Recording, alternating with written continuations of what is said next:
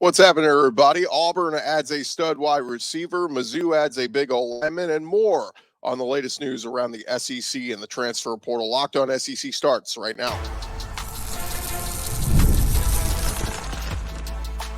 You are Locked On SEC, your daily podcast on the Southeastern Conference. Part of the Locked On Podcast Network, your team every day. And what's happening, everybody? Welcome into Locked On SEC. It's great to have you guys along on today's show. We'll get you caught up on the latest news of guys leaving the SEC, guys coming to the SEC, guys thinking about coming to the SEC. We got a lot of stuff to get to. I'm Chris Gordy. Thanks for making Locked On SEC your first listen every day. Shout out to Everydayers. We're free and available wherever you get your podcast and on YouTube. Part of the Locked On Podcast Network, covering your team every day. And this episode is brought to you by FanDuel. Make every moment more. Right now, new customers get $150 in bonus bets guaranteed. That's $150 win or lose. Visit FanDuel.com/lockedon today to get started. All right, let's dive into it. The latest transfer portal movement and a big pickup for the Auburn Tigers, a guy that was considering the Texas A&M Aggies, and that is Penn State wide receiver KeAndre Lambert-Smith. He took to social media on Wednesday to announce his commitment to the Auburn Tigers. He led the Nittany Lions with 53 catches last year, had been deciding between Auburn and Texas A&M, and had other schools like USC and Florida State, but really a lot of people were saying it was coming down just to A&M and Auburn. And he chooses Auburn, and he will bring some veteran production to that Auburn wide receiver room. Played 9 games as a true freshman in 2020, so he is going to be a super senior at Auburn. Last season, he was the leading pass catcher for Penn State. They won 10 games, went to a New Year's Six Bowl, but landing Lambert-Smith, a big boost to that Auburn passing game, adding a veteran for Payton Thorne to throw the football to. Obviously, they've got the big-time 5-star freshman in Cam Coleman. But Lambert-Smith, 53 catches for 673 yards and 4 touchdowns last season. It was career highs in catches and yardage. And you add to the group tight end Rivaldo Fairweather. He had just under 400 yards. Auburn did not have a pass catcher hit over 400 yards last year. So pretty crazy, but this is definitely an upgrade. And, Jay Fair went in the portal the other day. Auburn's upgrade.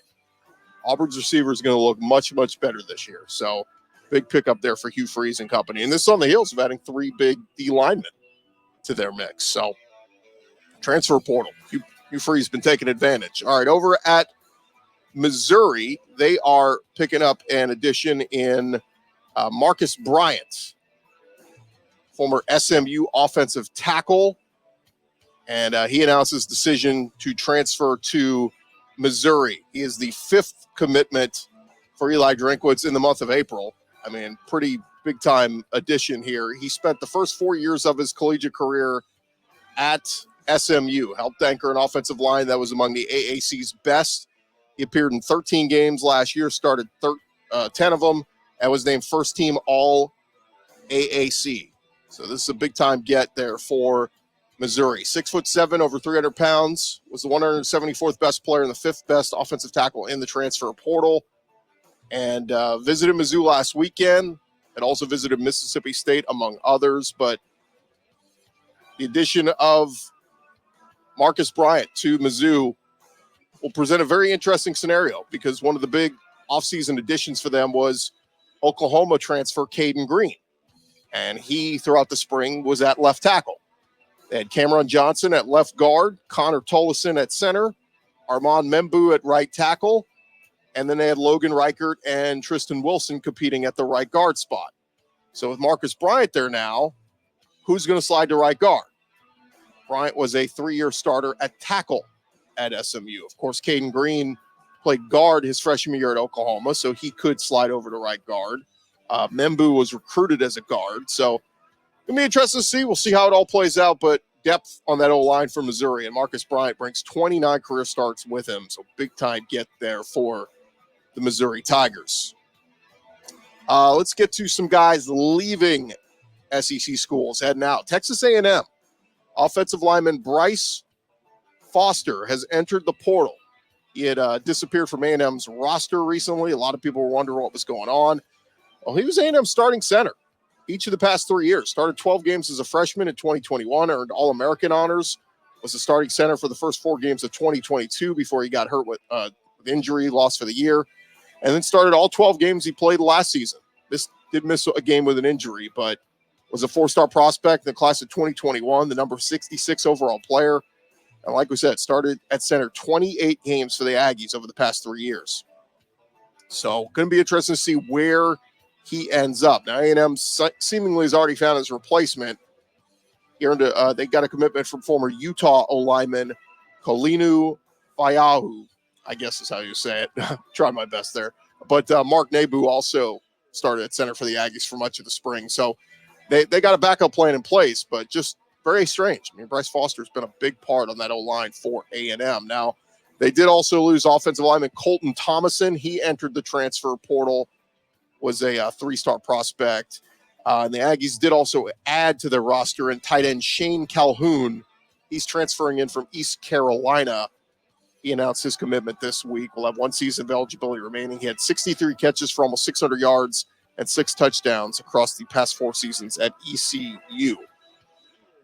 All right, other news of guys hitting the portal. Over at Alabama, offensive lineman James Brockermeyer has entered the portal, played on special teams last year, played in 2 games in 2022, and was a 233rd overall prospect coming out in the class of 2021. So James Brockermeyer will be on the move from Alabama. Over at Kentucky, they will lose cornerback Jordan Robinson. He'll have several years of eligibility remaining. Started his career at Livingston College and HBCU.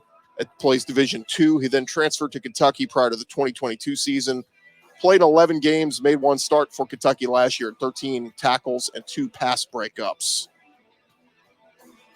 Over at Texas, they are losing defensive back Austin Jordan. He will enter the portal. Played in 25 games during his Texas career, mostly on special teams. This past year against Iowa State, he scooped up a blocked PAT, took it to the house. Another big loss for Texas, Terrence Brooks, one of their starting corners, announced on Tuesday he is entering the portal. Anwar Richardson of Orange Bloods reported that it was a decision on Texas's behalf, asking him to leave. So kind of interesting. But 2 big defensive back losses there for Texas over the last couple days after their spring game. Over at Georgia, defensive lineman Kristen Miller is going to enter the portal. Spent the past 2 seasons in Athens. Will have 3 years of eligibility remaining. Played in 13 games this past year for Georgia. Had 14 tackles, 4 for a loss, and a sack.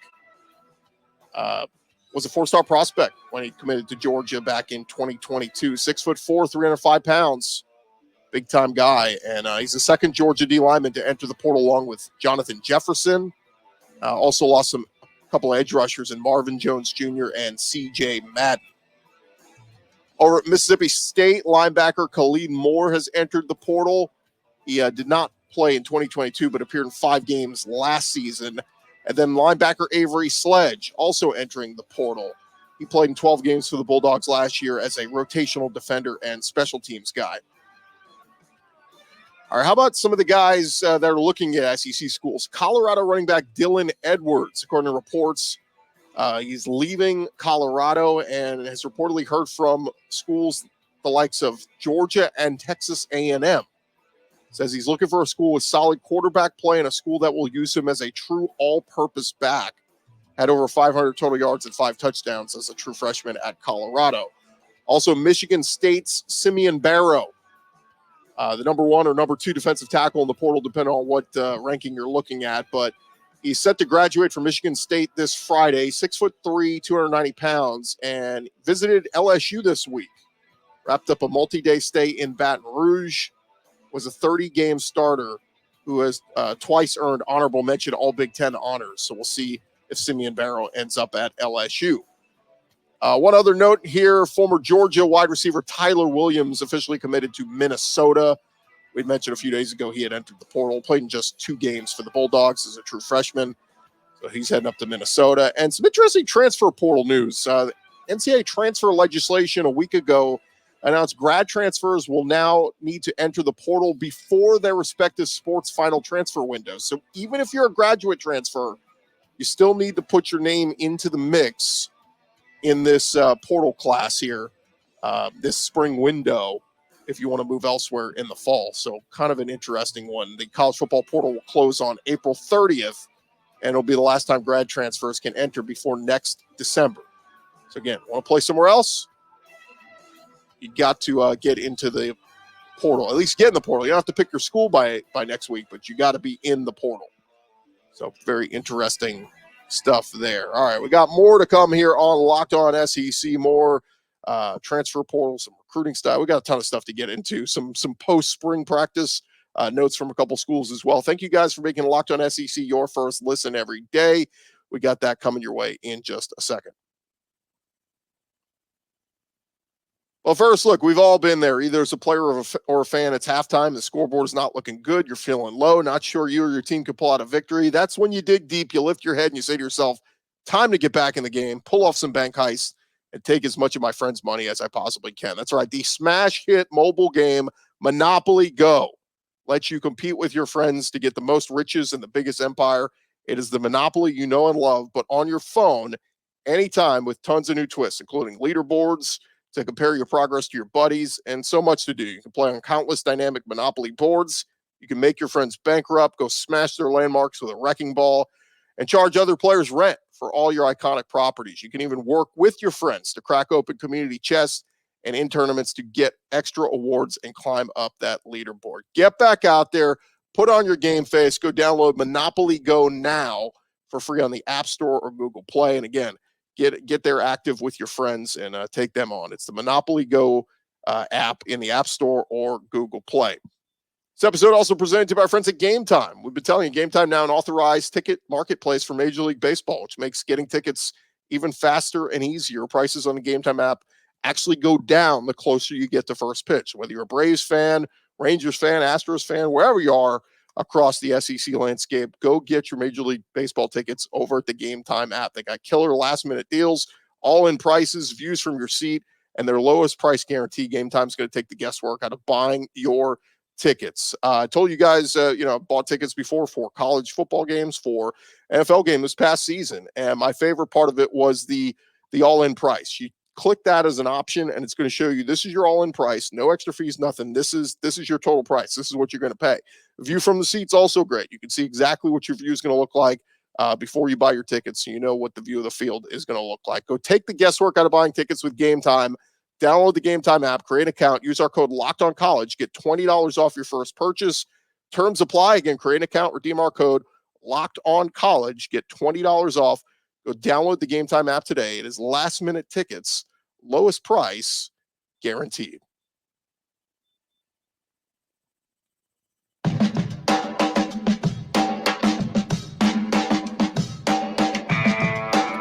More along here, Locked On SEC. And hey, are you watching Fox Sports or ESPN on your TV all day? You got to turn down the volume with all the shouting. Make the switch to Locked On Sports today. It's a free 24/7 sports streaming channel program for you every day to make bring you the biggest stories of the day without all the screaming. Locked On Sports today, streaming 24/7 on YouTube or the free Amazon Fire TV channels app, part of the Locked On Podcast Network, covering your team every day. All right, we got some other SEC news we got to jump into, so let's dive back into it as our next stop is over at Vanderbilt, as they announced that they named Lemansky Hall as the new football director of player development. According to release, he played 9 years in the NFL, was most recently a defensive assistant with Clemson since 2015. Also played college football at Alabama, but his coaching career was solely with Clemson under Dabo Swinney. Went from an analyst to senior analyst, a defensive ends coach over the last 6 seasons, was on staff for 2 of their college football playoff national championship teams in 16 and 18. And he will take over for our buddy, former Commodore legend Earl Bennett, who was recently promoted to Senior Associate Athletic Director for Strategy and Business Operations. And in the player development role, Hall will work daily with the student athletes in the football program while focusing on off-the-field areas, and will advise players in life skills, career development, all of that kind of stuff. So congrats to Lemansky Hall, leaving Clemson, heading to Vanderbilt. And again, former Alabama Crimson Tide member, was part of the 1992 national championship team, was twice named first team all SEC as well, playing linebacker. So good to have him back in the SEC. All right, over at Mississippi State, Jeff Lebby just put a cap on his first spring in Starkville, and a lot to take away. He was talking with the media this week and said, look, I think what stood out the most was our guys' eagerness to go to work every day, their attitude, effort coming into the building. We had great energy every day. It's been a huge stress of ours. It's not just making sure it's just another Tuesday, not just another Tuesday morning, not just another Wednesday, being incredibly present every single moment. That's what I was most proud about our team throughout the spring. He went on to say, there's a lot of different areas we still need to work on. We got to continue to create depth in the next couple of weeks with everything going on, and we will do that, but proud of where we are. So Lebby, likely referring to the transfer portal Bulldogs currently with the 26th ranked transfer portal class on 3. Over at South Carolina, Shane Beamer, still not naming a quarterback for South Carolina yet, but look, it's heading towards Lanorris Sellers. Shane Beamer says he'll be pleased with whatever direction they go. Of course, you got Lanorris Sellers, you got Auburn transfer Robbie Ashford, you got Davis Bevel, and whoever it is going to be taking over the reins for Spencer Rattler, who's heading to the NFL draft. But Sellers stood out throughout the spring, and Shane Beamer talked about him. He said, look, I know when you see him getting an award at halftime, it's easy to say, okay, well, he got the award. Surely he's going to be the starting quarterback. Those are all things that we'll sit down and evaluate all the 15 practices. He did a good job. But we'll watch the tape. We'll sit down, start players meeting with our guys, and have those conversations with the staff. On Saturday's spring game, Sellers completed 9 of 11 passes for 70 yards, also had 38 rushing yards on 5 carries, was in command of the offense, and Beamer said as much. He said, I thought Lanorris was really, really good. It's been good all spring. Thought he just looked very poised out there, very efficient, looked good running the football. And those defensive guys were yelling at me the entire first half that they thought a lot of those runs would have been sacks. They were mad that we didn't blow the whistle. But Beamer did go on to say Robbie Ashford is in the fold, and obviously has some buzz as well as a dual threat guy as well. So we'll see. But South Carolina not officially naming a starter yet, but come on. It's going to be Lanorris Sellers, and South Carolina fans fired up about it. Can't wait to see what that kid can do. All right, well, I got more tidbits going on around the conference here in just a second. Still more to come here on Locked On SEC, of course, part of the Locked On Podcast Network covering your team every day. And I want to remind you guys this episode is presented to you by our friends over at FanDuel. It's playoff time in the NBA, NHL, baseball in full swing. The draft is tonight. You like prop bets in the draft? FanDuel's got it for you. They're the place to go to bet on every single game or whatever it is when it comes to sports and getting a bet in. But right now, new customers can get $150 in bonus bets guaranteed. That's $150, win or lose. Bet on everything from home runs to slam dunks, whatever it is. You can get it all on an app that is safe, secure, and super easy to use. What are you waiting for? Go visit them right now. It is FanDuel.com/lockedon. You want to go to FanDuel.com/lockedon. That's the website where you get signed up and you can take advantage of that great offer. Make your first bet an automatic win. Once you do that, you can download the app, get logged in, and you're off and running. It is FanDuel. They are America's #1 sports book. Go check them out today.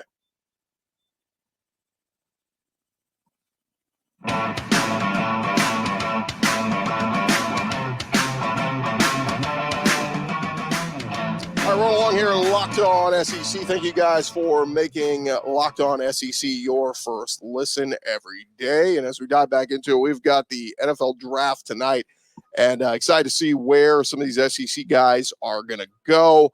Of course, I think 7 of the 13 guys invited to be there in person are from the SEC tonight. We've got 3 guys from LSU, 3 guys from Alabama, and over-under is 10 SEC guys projected to go in the first round. But, of course, I'm going to go and take the over. Feels like we always have more than that. But Brian Kelly talking this week about Jayden Daniels, said he's the best quarterback prospect in this draft. After watching what he did at LSU, completed 68% of his passes coming in his 2022 season. Then his final season upped that to 72% completion with 50 total touchdowns and won the Heisman Trophy. And obviously great at running the football as well. And some scouts saying, okay, he's a little skinny, slight frame. But Brian Kelly was asked about that recently, and he said he's not worried about those kind of concerns. He said, look, if he was a poor decision maker, if he was sloppy with the football, if he couldn't walk into an NFL locker room and lead those guys, Those are the things that leave you not getting any sleep. He can put on weight. He said that I call that a small concern. He's a flat-out playmaker. He'll change the look of your franchise, and that's why I believe he's the best quarterback in the draft. Kelly went on to say in his first year when Jayden Daniels struggled at times, he was the same guy each and every week. This is a guy who can handle ups and downs of the game. As of now, Caleb Williams projected to go number 1 overall to the Chicago Bears. That's almost a lock. But Jayden Daniels, the odds-on favorite to go number 2 overall to the Washington Commanders. We'll see how that plays out. But some weapons there for Jayden Daniels. Interesting to see what he does at the next level. Another guy expected to go in the first round is Brock Bowers, and obviously was a freak in college in the SEC, and expected to hear his name sometime in the first round of Thursday night's draft. And one of the storylines is, is he going to end up? Where's he going to end up? And one of the mock drafts, or a couple of mock drafts, keep having Brock Bowers ending up at number 10 to the New York Jets. And obviously they'll get Aaron Rodgers back healthy. Very fun to envision Aaron Rodgers, the future Hall of Famer, throwing passes to Brock Bowers with the New York Jets. But just running through this mock draft that was posted last night on ESPN, just some of the other SEC guys expected to go. They've got Malik Neighbors, the LSU wide receiver, going 6th overall to the New York Giants. They have got Brock Bowers going 10th overall to the Jets, like we just said. They've got a trade. They've got the Los Angeles Chargers trading with Minnesota for the 11th pick and taking J.C. Latham, the offensive tackle out of Alabama. One pick later, the Denver Broncos, 12th overall. They have them taking Dallas Turner, the edge out of Alabama. And then you go down a little bit more. 17th overall, they got the Jacksonville Jaguars taking Terrion Arnold, the corner out of Alabama. And rounding out the back end of the first round, coming in number 23, they have a mock trade with the Chargers moving back up, taking Brian Thomas Jr. out of LSU. And that's kind of it. Yeah, 29, they've got the Detroit Lions taking Alabama corner Kool-Aid McKinstry. And then it's a run on SEC guys. 30th overall, they have Amarius Mims of Georgia going to the Baltimore Ravens. 31st overall, they have Darius Robinson, the edge out of Mizzou, going to the 49ers. Ooh, what a good landing spot there for him. Also, a couple Texas guys in here. I didn't mention them, but A.D. Mitchell, the former Georgia wide receiver, they have him projected to go 32nd overall to the Kansas City Chiefs. I'm sure he would love to catch balls from Patrick Mahomes, but we'll see. A lot of the sports books, FanDuel and others, think around 10 SEC guys to go in the first round. We'll see if that will be the case. All right, a few more nuggets before we call it a show. Let's do a couple recruiting tidbits. Over at South Carolina, they picked up a commitment for the class of 2026. So this isn't next year. This is 2026. But a 4-star linebacker out of the state of Georgia, Rodney Colton, committed to South Carolina on Wednesday. Chose the Gamecocks over offers from Auburn, Georgia, and others. He becomes the second commitment for the class of 2026, along with 4-star quarterback Landon Duckworth out of the state of Alabama. But Rodney Colton, 6'1", 205 pounds, the number 83 overall prospect in the class of 2026. So good pickup there for Shane Beamer. And one more tidbit before we get out of here. We got to give a hat tip to Johnny Manziel, of course, the Texas A&M Heisman Trophy winner. He has been one of the biggest advocates to make a push for Reggie Bush, the former USC running back, to have his 2005 Heisman Trophy back. And on Wednesday, the news came out that he will be getting his Heisman Trophy back. Pete Thamel was on the Pat McAfee show, said, I do think Johnny Manziel's public plea for Reggie Bush is what made the difference. He said the Heisman is an age-old institution. It's very sensitive to criticism. And when one of their own, a Heisman Trophy, comes out and strongly advocates, I think that mattered.